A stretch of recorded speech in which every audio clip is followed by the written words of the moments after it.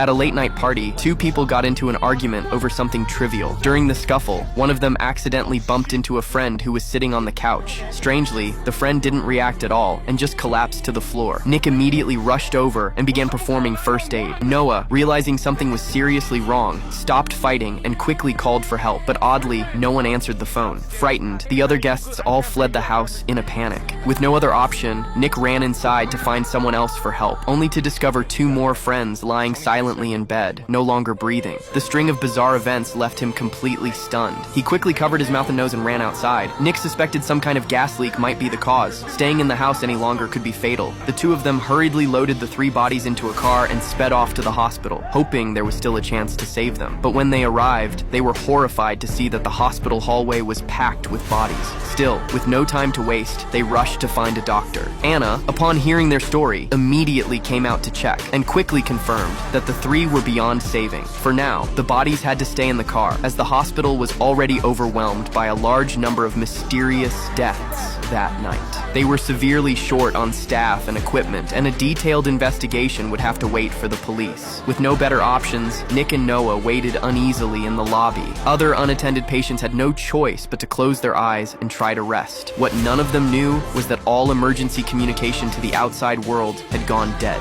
Sensing something was terribly wrong, the hospital director quietly left everyone behind and disappeared. Anna could only helplessly turn to a nurse. The nurse said she'd stay to help, but after working all night, she needed a short rest first. What she didn't know was that her rest would be eternal. Soon, Nick was the first to notice something was off. He saw the old man who'd fallen asleep was now foaming at the mouth, clearly showing signs of unconsciousness. Nick rushed over to alert the man's family, but the next moment, the woman collapsed weakly to the floor. Hearing the noise, Anna ran over to check. Seeing how serious things were getting, she hurried to the break room to wake her colleagues, only to find they too had already lost their pulse. The mounting horror left everyone shaken, and with the police still unreachable, Anna began to suspect that something much larger was happening in the outside world. With no time to waste, they got in a car and headed toward the city. Just as they feared, the entire town was eerily silent. Anna fired a shot into the air, but no one came out to investigate. To confirm their worst suspicions, they searched the area and found that everyone had died silently